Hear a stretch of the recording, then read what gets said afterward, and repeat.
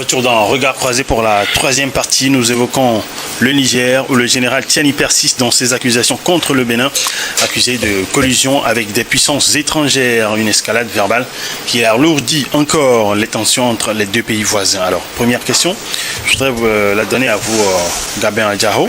Que cache cette insistance du général Tiani? Oui, moi j'ai été étonné d'écouter cette sortie du général Tiani. Pour la énième fois, il accuse quand même le Bénin de vouloir déstabiliser son pays par le biais des agents étrangers qui sont déversés sur le territoire béninois. Ce n'est pas la première fois que ce genre d'accusation pèse sur le Bénin. Mais je pense qu'à un moment donné, il va falloir arrêter parce que nous avons besoin de la concorde dans notre sous-région. Et pour arriver à bout du terrorisme, il va falloir créer une ceinture ouest-africaine qui regroupe pratiquement tous les pays afin de permettre à annihiler ce mal-là qui nous empoisonne la vie.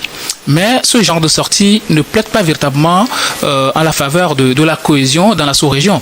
C'est vrai que le président Talon avait fait une sortie quand le général Tiani avait perpétré son coup d'État contre Mohamed Bazoum, ce qui est tout à fait normal, hein, mais le président Talon était allé outre en disant que non, il soutenait l'intervention militaire et tout ça. C'est ça qui a posé problème jusqu'au jour d'aujourd'hui.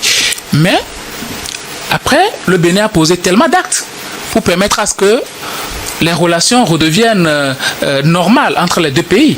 Et même deux ex-présidents béninois se sont dépêchés pour aller voir le président Tiani, pour parler avec lui, pour discuter, histoire d'amener quand même la paix entre les deux pays. Parce qu'on connaît les transactions commerciales entre quand même le Bénin et le Niger. Et on connaît les liens des deux côtés des frontières entre les populations. Donc, à un moment donné, il va falloir laisser tout cela et passer à faire la paix entre les deux pays. Moi, je pensais que tout allait bien.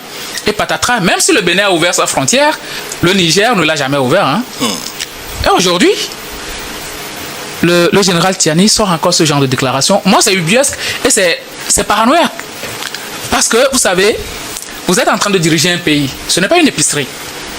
Et certaines déclarations, il faut se préserver de le faire. Je pense que le général Tiani, il croit toujours être sur un terrain de guerre au lieu de se voir dans la peau d'un chef d'État. Et en tant que chef d'État, il y a certaines déclarations qu'on ne fait pas. Même si vous avez eu quelques bribes de soupçons, mais il y a des couloirs diplomatiques par lesquels vous pouvez passer pour faire entendre votre voix. Est-ce que le Bénin aujourd'hui va accuser le Niger de déstabilisation parce que il y a des agents russes sur le territoire nigérien? Le Bénin ne l'a pas fait. Et pourquoi le Niger le fait? Aussi bien, vous avez le droit de coopérer avec qui vous voulez. Autant le Niger a le droit de rompre ses relations diplomatiques et même commerciales un peu partout avec la France, autant le Bénin a le droit de nouer des accords avec la France si le Bénin trouve son intérêt. Je ne pense pas, ou bien je ne vois pas en quoi les relations du Bénin avec la France doivent perturber le Niger. Aucunement. Aucunement. Le Bénin a le droit de coopérer avec qui il veut. Le Niger a le droit de coopérer avec qui il veut. Mais tout compte fait, vous êtes dans une même sous-région, vous partagez des relations commerciales et même entre les populations. Essayez d'aplanir la divergence et envoyer et avancer. Mais à chaque moment, lancer des invectives, sortir des propos accusateurs contre l'autre camp, ça ne fait pas du bien du tout. Ça ne fait pas du bien. Si le Bénin voulait déstabiliser le Niger avec nos frontières poreuses là, vous êtes sûr qu'avec ce que le Niger est en train de dire, qu'il y a des agents français, tout. Les agents français là, ou bien même les occidentaux, ils ont beaucoup plus d'informations sur nos pays que nous-mêmes. Si ces gens-là veulent déstabiliser le Niger, ils allaient le faire depuis fort longtemps.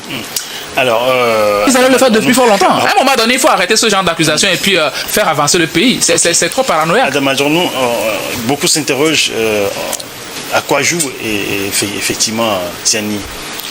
Vous savez, c'en est de trop. C'en est de trop et je pense que le mutisme du Bénin face à cette dernière invective en est une preuve qu'en réalité, le Niger est dans une autre logique qui ne serait pas facile à comprendre. Et voilà pourquoi d'ailleurs même le Bénin n'a plus jugé opportun de pouvoir intervenir, dire quoi que ce soit. Vous savez, remarquez à la pertinence le Bénin. Lorsque les premières invectives du Niger étaient professées contre le Bénin, le président Talon est allé même jusqu'à solliciter que le Bénin puisse donc organiser une visite sur tout le territoire national du Bénin. Donc je me dis, ce coup d'éclat, cette atmosphère électrique, l'escalade verbale qui essaie donc de pérenniser le général Tiani est incompris par tout le monde. Mais moi je me dis, je me force en réalité de pouvoir trouver en réalité les motivations qui peuvent conduire le président Tiani à pouvoir maintenir donc ses invectives. Je me dis qu'actuellement, c'est vrai que nous savons que la situation n'est pas guère, elle est davantage plus compliquée d'ailleurs même, surtout lorsque nous prenons le Niger ces derniers temps, nous avons vu véritablement qu'il y a eu des difficultés en ce qui concerne dans ces questions sécuritaires.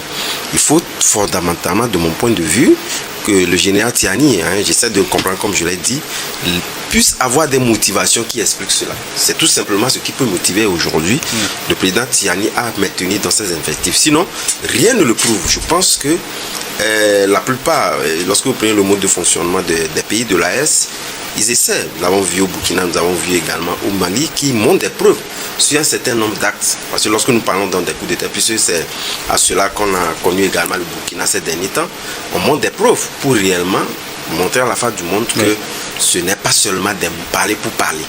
Nous avons des preuves. Et jusqu'au jour d'aujourd'hui, depuis que le président Talon a demandé que le Niger puisse donc faire cette visite-là, lui prouver en réalité qu'il y a en tout cas des poches de résistance française ou étrangère sur le territoire béninois qui sont orientées vers la fragilisation donc, du territoire nigérien.